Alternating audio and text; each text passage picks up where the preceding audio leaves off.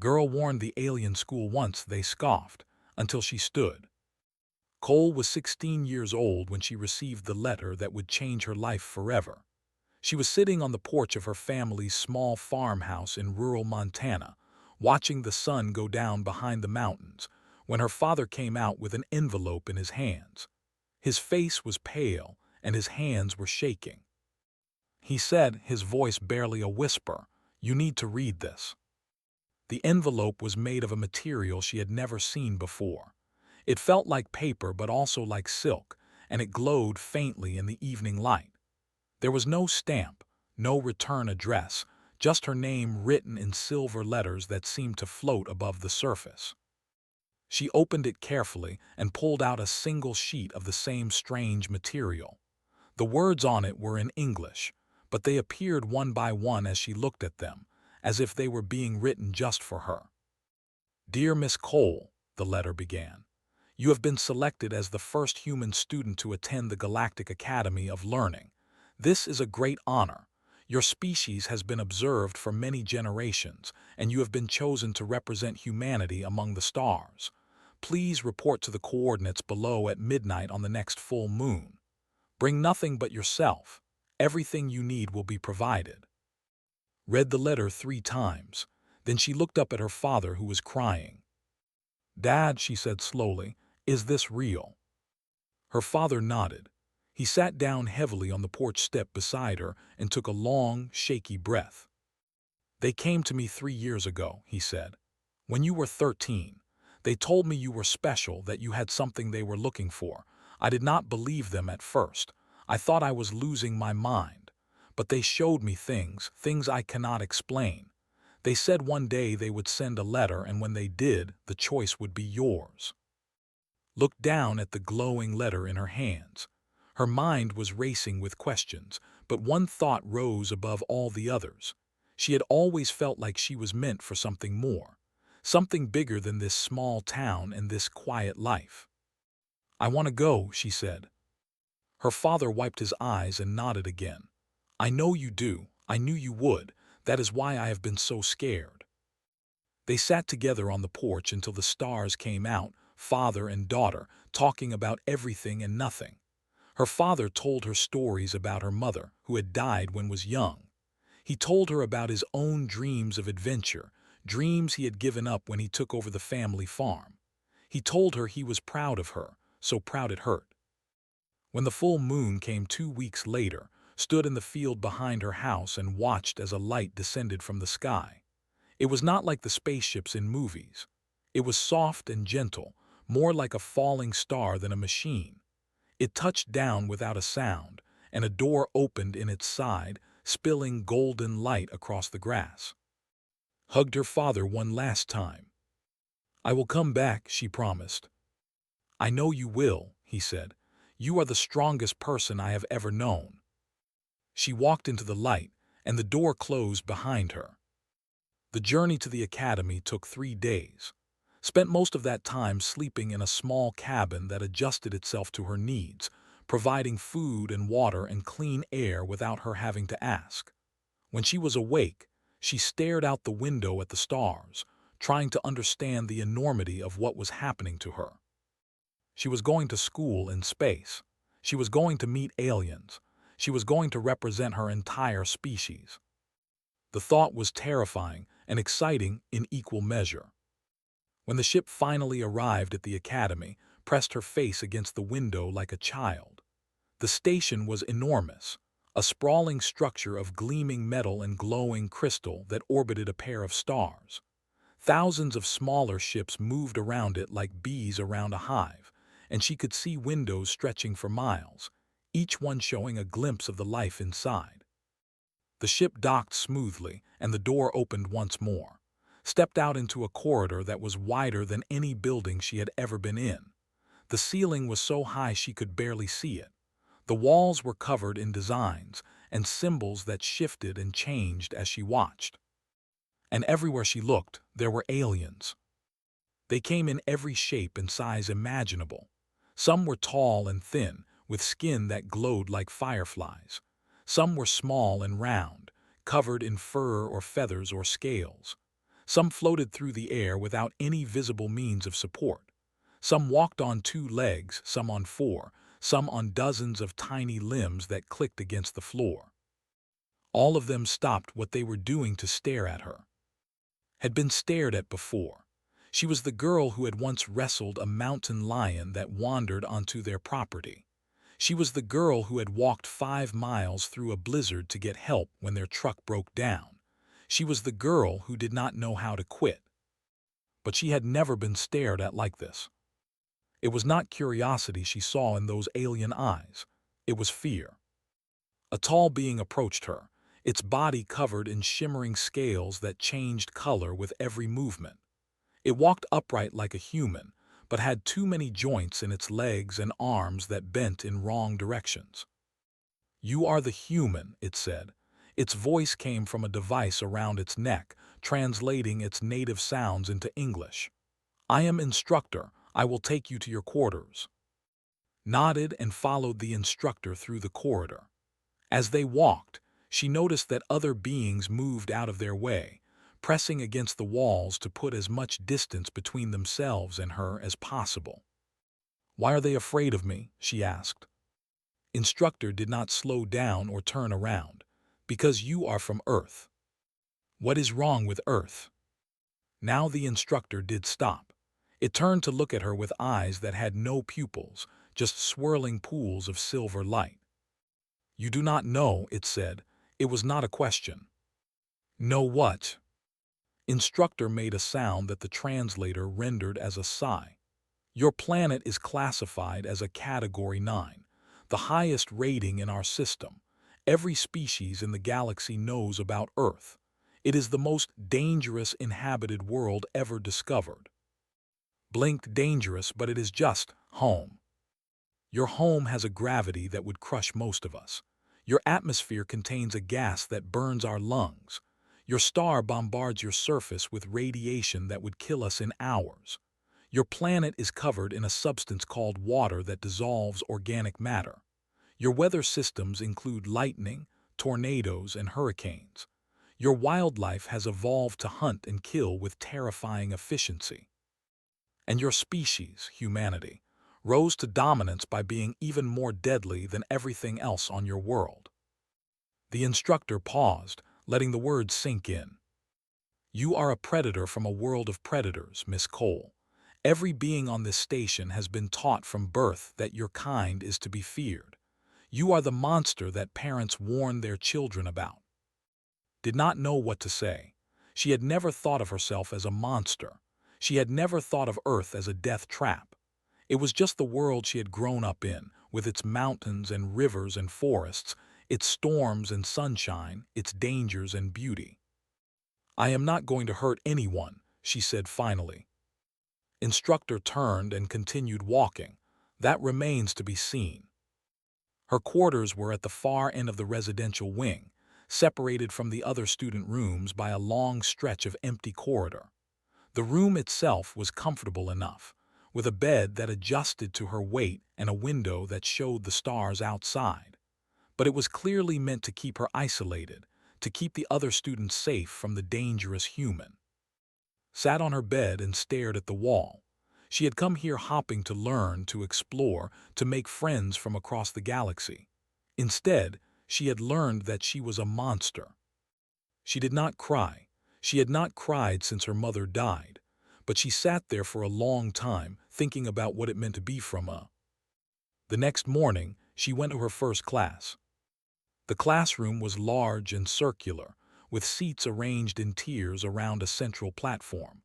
Dozens of students were already there when arrived, and they all fell silent as she entered.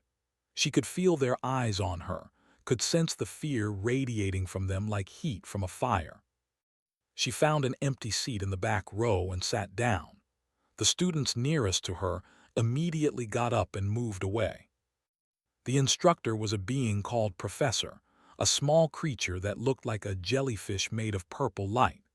It floated above the central platform and began speaking in a voice that chimed like bells.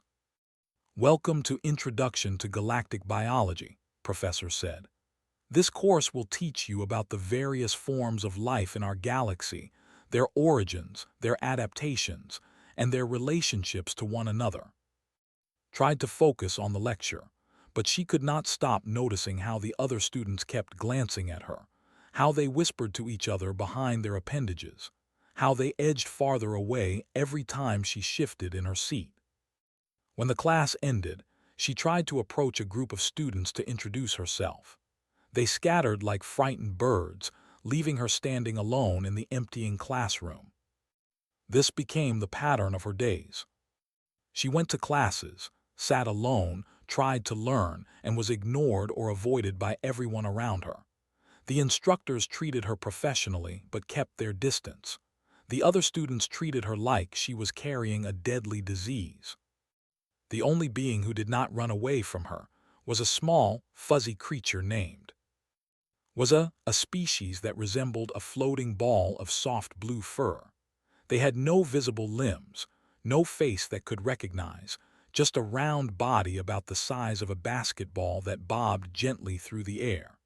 They communicated through color changes and low humming sounds that the translator turned into words.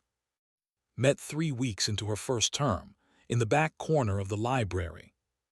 She had gone there to study alone, as she always did. She found a table in the most remote section she could find and spread out her materials.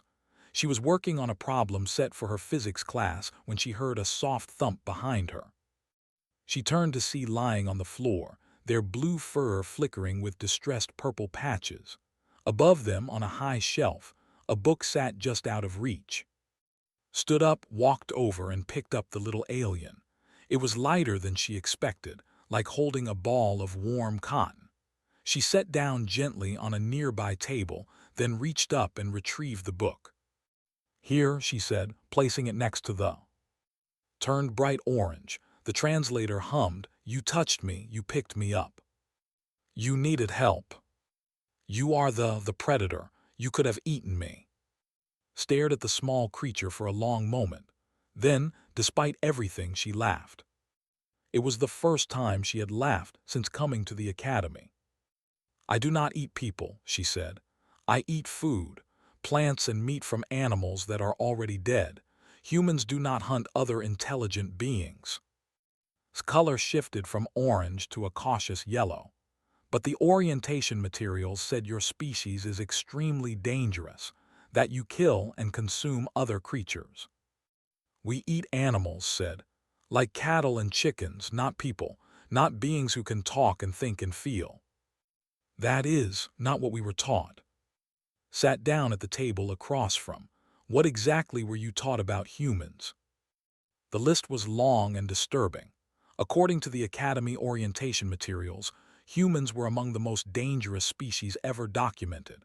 They were persistent hunters who could chase prey for days without stopping. They had bones that healed stronger after breaking. They ingested poison for enjoyment, including alcohol and caffeine. They kept predators as pets. They deliberately exposed themselves to harmful radiation for entertainment. They had invented weapons capable of destroying entire cities in seconds. "All of that is true," admitted when finished. "But there is more to us than that. We also create beautiful music and art. We build hospitals to heal the sick. We risk our lives to save strangers. We fall in love and raise families and dream about the stars." Hummed thoughtfully. Their color shifted to a shade had not seen before, something between blue and gold. "I have never met a human before," said.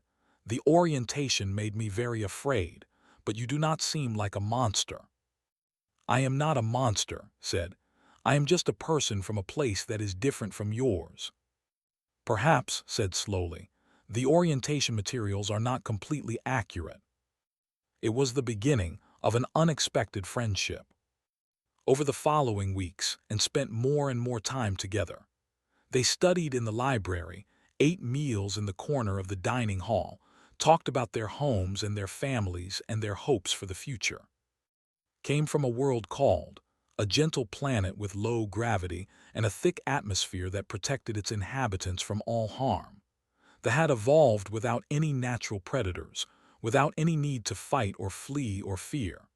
They were peaceful by nature, curious and kind, and they found the violence of other species deeply disturbing. When I was young, told one evening, my parent told me stories about the places where the sky could kill you, where the ground could swallow you, where every creature was either prey or predator. I had nightmares about those places, and Earth was always the worst of them. I had nightmares too, said, about monsters under my bed, about getting lost in the woods, about my dad not coming home. But the Earth was never the monster. It was just life, hard and scary sometimes, but also beautiful. Turned a thoughtful shade of green. I think I am beginning to understand. Your world made you strong because it had to, but strong does not mean cruel. No, agreed, it does not. Their friendship did not go unnoticed. A student named had been watching since her first day at the academy. They were a proud species, tall and elegant, with scales that shimmered in the light. They considered themselves superior to most other species and viewed with particular contempt. Was the worst of them. His family was old and wealthy, his position at the academy untouchable. He had made it his personal mission to drive away. The harassment started small. Notes left on her desk calling her a monster. Food contaminated with substances that were harmless to her but clearly meant as insults. Whisper campaigns that spread lies about her behavior and intentions. Ignored all of it. She had dealt with bullies before, back on Earth. She knew that reacting only made things worse. But was not content with small torments. He wanted a confrontation. He got it during the Gathering of Minds. The Gathering was the Academy's biggest annual event, a celebration of diversity where all species came together in the grand atrium. Students performed traditional dances, shared native foods, gave speeches about their cultures. It was meant to foster understanding and friendship among the different species. Was not planning to attend. She knew her presence would make others uncomfortable, and she had no desire to be stared at and avoided for hours, but insisted. You are a student here, said, pulsing with determined blue. You have as much right to be at the gathering as anyone else. So put on the best clothes she had, a simple dress her father had sent her, and walked into the grand atrium. It was even worse than she had expected. The crowd parted around her like water around a stone. Conversation stopped when she approached. Eyes followed her everywhere she went.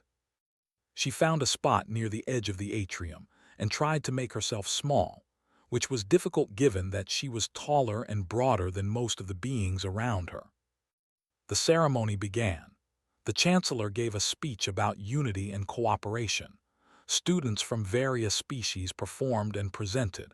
It was beautiful and moving and made feel more alone than ever. Then took the stage. He was not on the official program. The Chancellor tried to stop him, but's family had donated too much money to the Academy for anyone to challenge him directly. Fellow students, said his translator, broadcasting his words to the entire atrium. We are here to celebrate our diversity, but I must ask, how diverse should we be? Are there some beings who simply do not belong among civilized peoples? The crowd murmured, thousands of eyes turned toward. There is a human among us, continued. A creature from the most dangerous world in the known galaxy, a predator whose ancestors killed and ate everything in their path. Is this the kind of diversity we want to celebrate? Is this the kind of being we want to welcome into our midst? Spoke for 10 minutes, listing every terrible thing humans had ever done. Wars, genocides, environmental destruction. He painted a picture of a species utterly consumed by violence, incapable of peace, a threat to all other forms of life. I warn you all, concluded. This human is dangerous. It pretends to be friendly, but that is only because it has not yet shown its true nature. Before this year ends, it will reveal what it really is. And when that day comes, you will all wish you had listened to my warning. The speech ended. The crowd was silent. Stood very still. Her heart was pounding, and her hands were clenched at her sides. Every instinct in her body was screaming at her to fight, to defend herself, to prove wrong through force. But she was not a monster. She was not what they thought she was. She walked to the center of the atrium.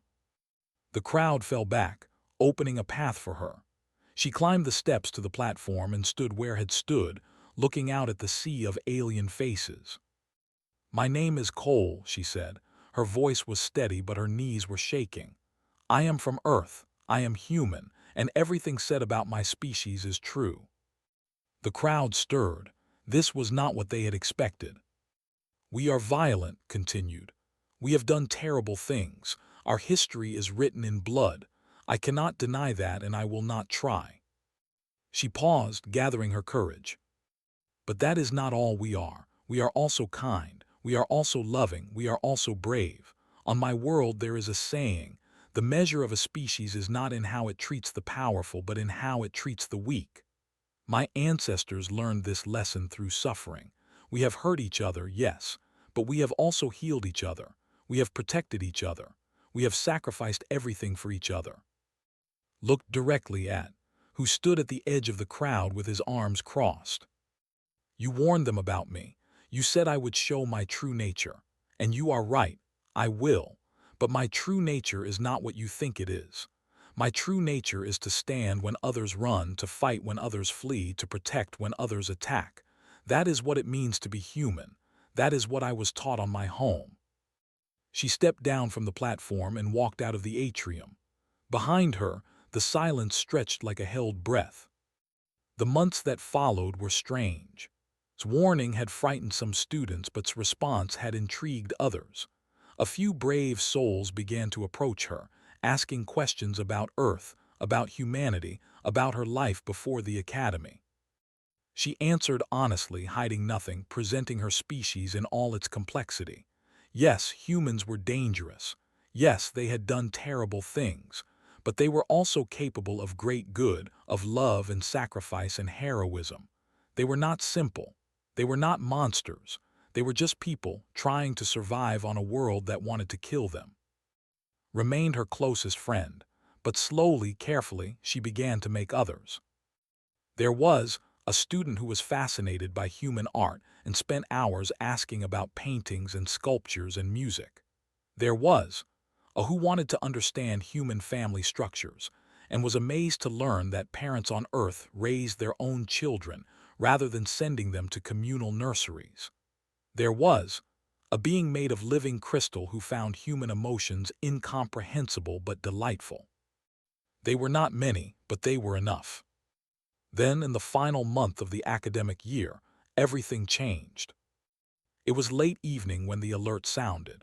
Was in her room, studying for final exams, when a piercing tone cut through the walls and set her teeth on edge. Her translator rendered the announcement in flat, mechanical English. "Emergency. Atmospheric breach in Residential Wing 7. All students evacuate immediately." Residential Wing 7. That was where lived. Did not think. She did not hesitate. She grabbed her emergency kit and ran. The corridors were chaos. Students were pushing and shoving in every direction, their translators creating a cacophony of overlapping warnings. Security officers were trying to maintain order, but there were too many beings and not enough officers. Pushed through the crowd. Her body was stronger and denser than almost everyone around her, and she used that advantage without apology. She had to get to Wing 7. She had to find. The breach was worse than she had imagined. A section of the exterior wall had failed completely, exposing the corridor to the vacuum of space. Emergency had engaged, shimmering barriers of energy that held back the void. But they were flickering and unstable, clearly damaged by whatever had caused the breach. Beyond the failing, could see a group of students trapped on the far side of the breach. They were huddled together, clinging to whatever handholds they could find. Their translators were screaming warnings about atmosphere loss and radiation exposure. Among them, pulsing with terrified black, was assessed the situation in seconds, though were failing. Security was not coming. The trapped students would be dead in minutes. "Get back," someone shouted behind her. "The is failing. If you are caught in the breach, you will die." Turned to see an officer, their face pale with fear. "How long can those students survive?" she asked. "Minutes, maybe less. The cold and radiation." "How long can I survive?" The officer stared at her. "What?" "Vacuum exposure. How long can a human survive?" I do not know. Your species is. Perhaps 90 seconds, but the pain would be." 90 seconds is enough." Did not wait for a response. She took 3 deep breaths, hyperventilating to saturate her blood with oxygen. She remembered her father's voice, teaching her survival skills when she was young.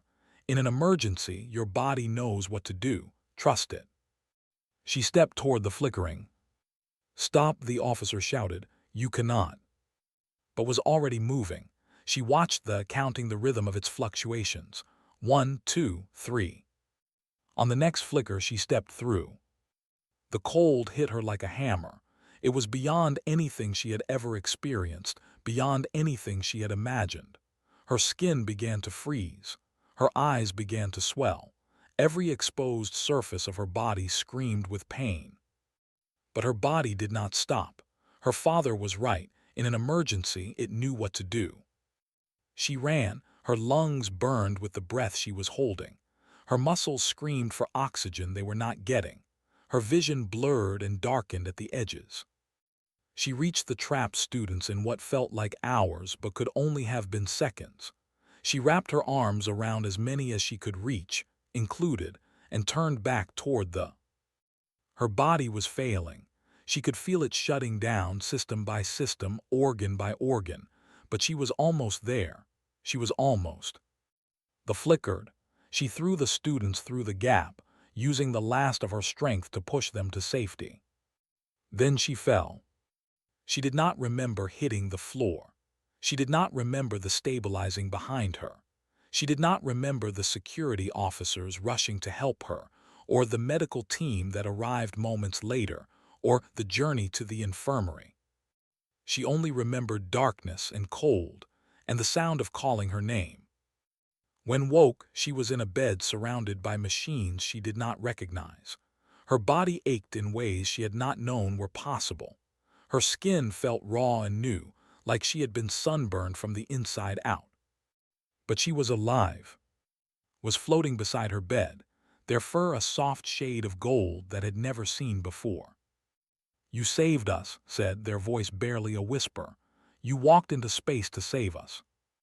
Tried to smile, but her face hurt too much. "I told you," she managed. "Humans protect. It is what we do." "You almost died." "But I did not." The door opened and Chancellor entered. The ancient moved slowly, supported by a hovering chair, but their eyes were sharp and clear. "Miss Cole," said, "what you did was foolish, reckless, and completely contrary to emergency protocols." Waited for the reprimand. "It was also," continued, "the bravest thing I have witnessed in 300 years. You have my gratitude and the gratitude of everyone on the station." The Chancellor paused, studying with those ancient eyes. "Of the collective warned us about you. He said you would show your true nature before the year ended. He was right, but not in the way he expected. You showed us that humans are not the monsters we believed. You showed us that strength can serve compassion, that power can be wielded in protection. You have taught this academy a lesson it badly needed to learn." Did not know what to say. She had not saved those students to prove a point or teach a lesson. She had saved them because they needed help, and she was able to give it. "Has been expelled," added. "His family's donations will no longer be accepted. The collective has been disbanded. These changes are long overdue, and we have you to thank for forcing us to make them." After the Chancellor left, floated closer to his bed. "I was wrong about you," said. "When we first met, I was afraid. I thought you were dangerous. I thought you might hurt me. And now I know that you are the best friend I have ever had. You are not dangerous. You are wonderful." reached out and gently touched soft blue fur. You were the first person here who gave me a chance. You saw me when everyone else only saw a monster. I will never forget that. The story of what had done spread across the academy like wildfire. Students who had avoided her for months now sought her out, eager to thank her, to apologize for their fear, to learn more about the human who had walked through vacuum to save their classmates. Accepted their gratitude with grace but refused to be treated as a hero. I only did what anyone would do, she said again and again. Anyone who saw others in danger and had the ability to help. But no one else did help, they pointed out, only you. Then maybe that is the lesson. Not that I am special, but that anyone can be brave when it matters. Anyone can choose to stand instead of run. On the last day of the academic year, the Academy held a special ceremony in the grand atrium. It was meant to honor for her actions, but she had insisted that it be about more than her. So instead, it became a celebration of courage in all its forms. Students shared stories of times they had been brave, times they had helped others, times they had stood when they wanted to run. The speeches were halting and awkward and beautiful, and by the end, there were tears in eyes that had no tear ducts and joy in hearts that were nothing like human hearts. When it was turn to speak, she stood on the platform and looked out at the crowd. They were not avoiding her anymore. They were not afraid. When I came here, she said, I was told I did not belong. I was told I was a monster from a predator who could never be trusted. And for a while I believed it. I thought maybe they were right. Maybe I was too different, too dangerous, too broken to fit in. She paused, finding in the crowd, the small glowing with pride. But I learned something this year. I learned that belonging is not about where you come from. It is about what you choose to do when it matters. It is about standing up for others, even when you are afraid. It is about being kind, even when kindness is hard. She smiled, and the crowd smiled back.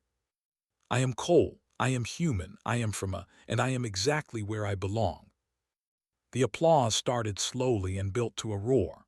Thousands of voices, speaking dozens of languages, united in a single sound of acceptance and celebration. Later that night, stood by the window of her room and looked out at the stars. She thought about her father, back on Earth, probably sitting on the porch watching the same stars from the other side of the galaxy. She thought about her mother, who had died too young but who had taught her to be brave. She thought about all the things she had learned and all the things she still wanted to learn. There was a soft knock on her door. She turned to find floating there, their fur a contented shade of blue. I have news, said. I applied to be your roommate for next year. The Academy approved it. Grinned, you want to live with the... I want to live with my friend. There is a difference. Is there? Floated closer, their color shifting to that warm gold shade that had learned meant happiness. There is. The is what others see when they look at you. My friend is what I see, and my friend is brave and kind and good. Reached out and let settle gently into her arms. The little alien was warm and soft, and holding them felt like holding a piece of home. Thank you, said, for everything. Thank me, you saved my life. You saved mine first. You gave me a chance when no one else would.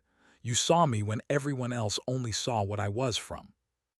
They stayed like that for a long time, human and peaceful, two beings from opposite ends of the galaxy who had found each other against all odds. Outside, the stars turned slowly, and somewhere in the vast reaches of space, a message traveled toward a small farmhouse in Montana. It was from to her father, and it said simply, I found my place. I am coming home soon. I have so much to tell you. And far away, on a cold earth, a man sat on his porch and cried tears of joy as he read his daughter's words. She was safe. She was happy. She had proven to an entire galaxy that humans were more than monsters. She had stood when others scoffed. And she had changed everything. The next morning, woke early and went to the observation deck. It was her favorite place on the Academy, a wide platform of transparent crystal that jutted out into space and offered an unobstructed view of the stars in every direction. She was not alone. Dozens of other students were there, watching the sunrise over the binary stars that the Academy orbited. For the first time, they did not move away when she approached. A few even nodded at her or waved. She found a spot near the edge and sat down, letting her legs dangle over the void. It was terrifying and exhilarating, and it reminded her of sitting on the edge of the cliffs back home, looking out at the mountains. A student sat down beside her. It was the one who loved human art. "I have been thinking," said, "about what you told me, about how humans make art to process their emotions, to understand their world, to connect with each other. Yes, I want to try. I want to make art the human way. Will you teach me?" Smiled, "I am not very good at art myself, but I can try." Over the next hour, she taught how to draw. She had no paper or pencils, so they used a tablet that projected light into the air. Was clumsy at first, their long fingers unused to the delicate movements required. But slowly, with patience and practice, they began to create something beautiful. "It is just shapes," said, staring at their creation. "Lines and colors, but it feels meaningful." "That is art," said. "It does not have to be perfect, it just has to mean something." More students gathered around them, watching, asking questions.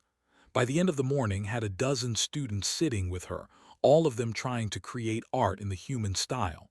Some were good at it, some were terrible, but all of them were trying, and that was what mattered. This was what she had come to the Academy for. Not to prove herself, not to fight against prejudice, but to share and learn and grow. To show the galaxy what humans could be, and to discover what she could become. The days until summer break passed quickly. Packed her few belongings, said goodbye to her new friends, and boarded the ship that would take her home. Came to see her off, their fur flickering with sad purple. "You will come back?" asked. "I will come back, I promise." "I will miss you." Hugged her friend gently. "I will miss you too, but summer is only 3 months, and then we will be roommates." The ship lifted off, and watched through the window as the Academy grew smaller and smaller, until it was just another point of light among the stars. 3 days later, she stepped off the ship and into her father's arms. He was crying again, but this time they were only tears of joy. He held her tight, and she held him back, and for a long moment neither of them said anything. "I knew you could do it," he finally managed. "I always knew." "I had a good teacher," said. They walked together to the truck and drove home through the Montana night. The stars were different here, familiar in a way the Academy stars would never be. The air smelled of pine and snow and earth. The mountains loomed in the darkness like old friends. Home. Her father made dinner while sat at the kitchen table and told him everything. About the fear and the loneliness. About the speech and the breach and the long, dark walk through vacuum. "You could have died," her father said quietly. "I know, but they needed help, and I could give it." Her father nodded slowly. He understood. He had raised her to be exactly the person she was. "Your mother would be proud," he said. Felt tears prick at her eyes, but she did not let them fall. "I hope so." They ate dinner together, father and daughter, talking about small things and large things and everything in between. And when the meal was done and the dishes were washed, went out to the porch and looked up at the stars. She was not the same girl who had left this place a year ago. She was stronger, wiser, more certain of who she was and what she could do. The galaxy had tested her, and she had not been found wanting. But she was still Cole, still the girl from the small farmhouse in Montana, still her father's daughter and her mother's legacy. Still human. And that, she had learned, was more than enough. Somewhere out there, among the billions of stars, an academy full of aliens was learning to see humans differently. They were learning that we're not monsters, that strength could serve kindness, that different did not mean dangerous. They were learning because of her. Smiled and went inside to sleep. Tomorrow she would wake up in her own bed for the first time in a year. She would have breakfast with her father, walk through the forest she loved, swim in the cold mountain streams. And in 3 months she would go back to the academy, back to and her other friends, back to the life she was building among the stars. She could not wait. The girl had warned them once, and they had scoffed. But then she stood. And everything changed.